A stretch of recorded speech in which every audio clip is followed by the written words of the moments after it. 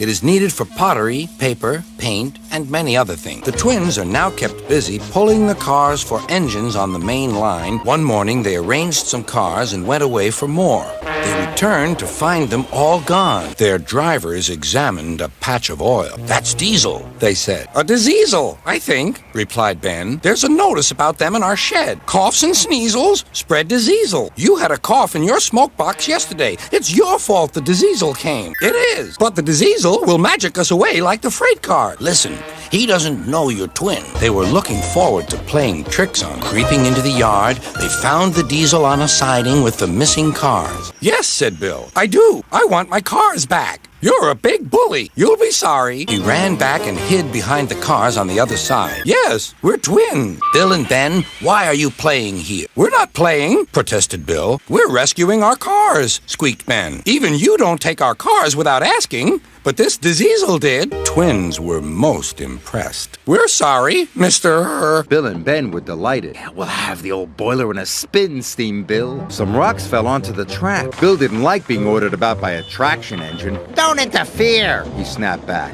"There he goes again," puffed Bill. The twins were still thinking about Fergus. He's just an old fusspot, said Bill. Bill and Ben steamed back to the quarry. The rock crusher was heavy. It shook the rails as they went, but the twins took no notice of Fergus and were very naughty. As roughly as they could, they rattled the load towards the cliff. His driver jumped to safety as the rocks began. At last, Bill and Ben were ashamed. "We shouldn't have been so naughty," said Bill. Bill and Ben are tank engine twins. Each has 4 wheels, a tiny chimney and dome, and a small squat cab. Their freight cars are filled with china clay. "It's a waddle?" asked Bill. "It is." "Stop arguing, you two," laughed their drivers. "Let's go and rescue our freight cars." Bill and Ben were horrified. "He won't magic us," replied their drivers. "We'll more likely magic him." Ben hid behind, but Bill went boldly alongside. Ben now came forward. "Car stealer?" hissed Ben. He ran away too. "We're rescuing our cars," squeaked Ben. "Even you don't take our cars without asking, but this diesel did." Bill and Ben were delighted. "Now we'll have some fun," whistled Ben. Then Ben pushed his freight cars to block the line, but Ben just grinned. "Keep your funnel out of our quarry," huffed Ben. "He's always saying, 'Do it right.' We'll do it wrong." "We're very sorry," added Ben. Fergus is a small railway traction engine who works on the island of Sodor. One day, he was on his way to the quarry. He had a special job to do for Sir Topham Hatt. "Hello," whistled Thomas. "Where are you going?" "To the quarry," Fergus chuffed happily. "Watch out for Bill and Ben," the twins said. "They love to make mischief." "I won't let young rascals rattle me." "You don't know the twins like I do," warned Thomas. Fergus arrived at the quarry. He went to work with Mavis and the twins. "Not to worry, we'll soon sort them out." Fergus liked helping Mavis, but he didn't like the way the twins were behaving one bit. "Do it right," Fergus ordered. Fergus was stuck. "Out of my way." "Wait for the all clear signal," Fergus called to Bill and Ben. "Do it right. Do it right." Fergus was left in peace with Mavis. "The blasting has made that rock face unsafe," warned Fergus. "Don't go near it. Do it right. Look out!" cried Fergus, and he rushed forward, and he bumped Bill and Ben out of the way. His driver jumped to safety as the rocks began to, but Fergus was covered in rocks right up to his funnel. Fergus was free. "Good," smiled Fergus. "From now on, we can all do it right together." The diesel looked up. "Do you mind? These are mine," said the diesel. "Go away." This went on and on till the diesel's eyes nearly popped out. "Stop, you're making me giddy. Are there 2 of you?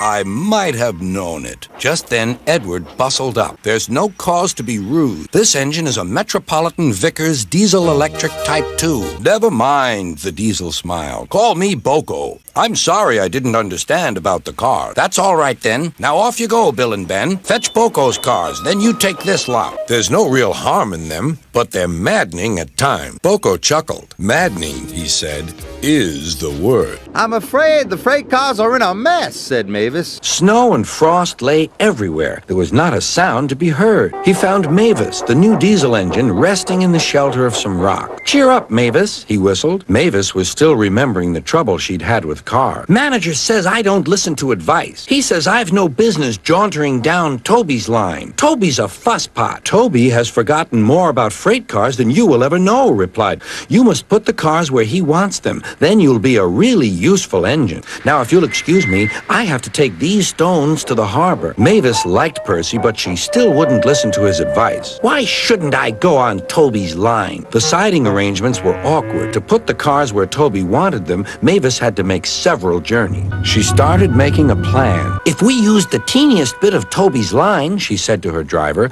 "we would save all this bother." Her driver, suspecting nothing, allowed them to go as far as the first level crossing. A few days later, the weather changed. As the snow melted, the quarry grew busy again. Mavis had to go beyond the level crossing with them. Now for her plan. She would go further down the line without it seeming her fault. "Yes, yes, yes," they chattered. "Will you bump me at the level crossing and tell no one I asked you?" Mavis was horrified and quickly came to the rescue. "I'm sorry about the cars," said Mavis. "I can't think how you managed to stop them in time. It was my fault about those cars, sir," she faltered. "But if I could..." "Could what? Come down the line sometimes, sir? Toby says he'll show me what to do." And Sir Topham Hatt thinks she's really useful indeed. Oh, think they'd be more useful without me, do they? Oh, I'll show them. Let's see how they get on all day without me. Once they realize how useful I am, they'll all come looking for their old friend Diesel. Oh, they must be missing me already. You found me! Where is everybody? And why aren't they looking for me? Glow-in-the-dark paint. I know a way to make the other engines come looking for me.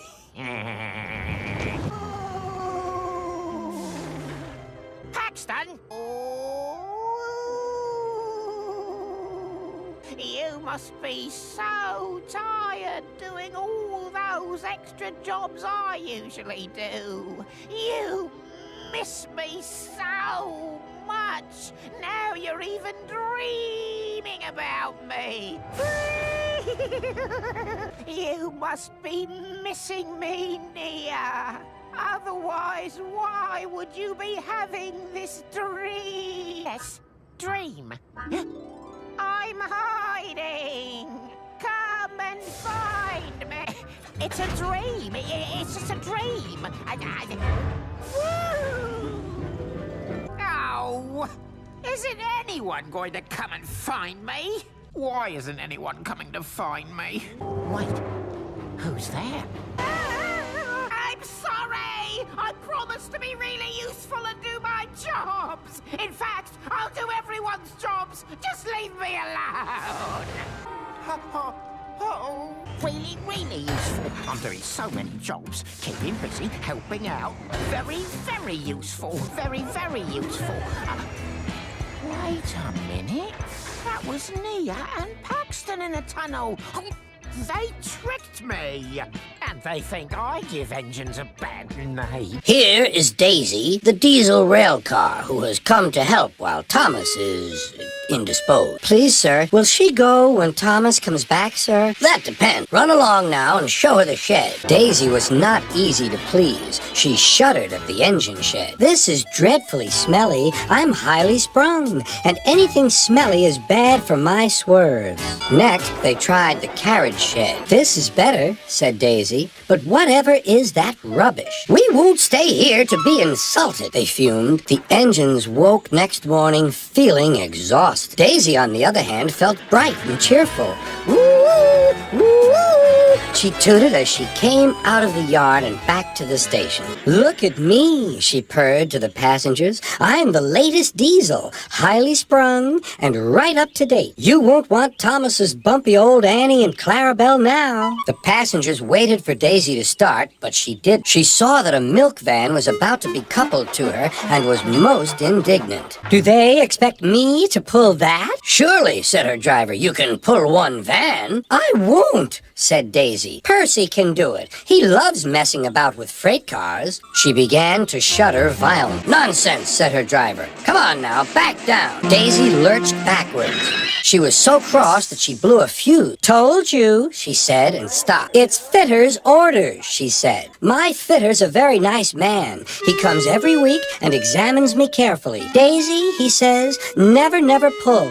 You're highly sprung, and pulling is bad for your swerves.' So that's how it is," finished Daisy. "Feeble, spluttered Daisy. "Let me—" "Stop arguing," grumbled the passengers. "We're late already." And Daisy purred away, feeling very pleased with herself. She could now enjoy her journey. "That's a good story," she chuckled. "I'll do just what work I choose and no more." But she said it to herself. Thomas the Tank Engine was feeling very happy. His blue coat shone in the sun, he was right on time, and all around his branch line the countryside seemed prettier than ever before. "But what, Percy? Out with it. His name's Stepney. He's far away. Oh, someday."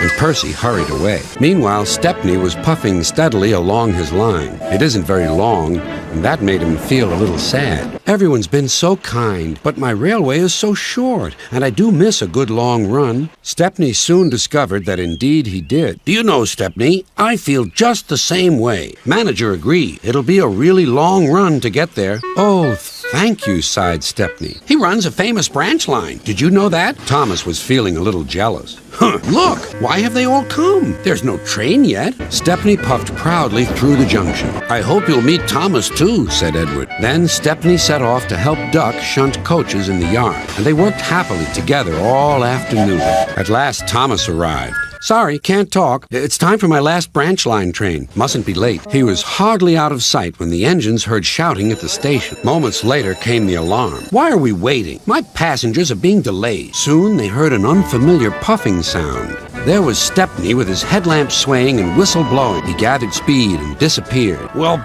bust my boiler," said Thomas the Tank Engine. Next morning he was still fuming. "Shunted, and on my own branch, too." "I'm sorry," said Stepney. "I was a special." "Why?" "An important passenger arrived just as you left. He ordered a special train, and Duck let me take it. We had a splendid run, but, finished Thomas, "it can make an engine nervous not to know the line." "Exactly," said Stepney. "You're such an expert." Cross anymore, and began telling Stepney all about his branch line. Stepney, the Bluebell engine, works closely with his friend Rusty. One day Sir Topham Hatt came to see him. "Rusty tells me you're in need of a change, so I want you to help Toby and Mavis in the quarry." "Oh, thank you, sir. Shall I be away long?" "But please be careful. It is easy to get lost up there, so be back before dark." Stepney soon arrived at the quarry. "Are these my cars?" asked Stepney. "The more the merrier." Stepney was really enjoying himself. The dustier he became, the harder he worked. Then the foreman spoke to his driver. "Do you want to pull the train?" But he should have asked Sir Topham Hatt first. Night came.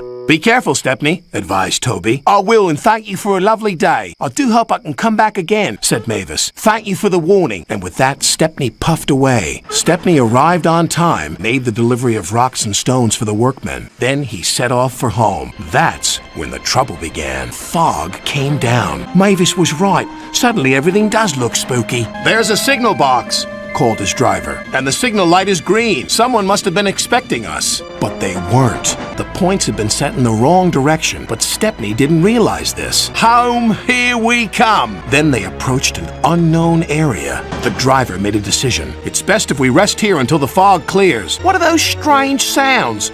wondered Stepney. "Oh no! We're in the scrap yards!" His driver and firemen went for help. Stepney was all alone, but not for long. Two diesels approached. Stepney looked up. Above him was a huge grabber. "This engine's not for scrapping!" The grabber wasn't listening, but just as it was about to grab hold of him, it stopped. There stood Sir Topham Hatt. "Yes, sir, but I have learned something. There's no place like home." And that's exactly where you're going now. Bluebells forever!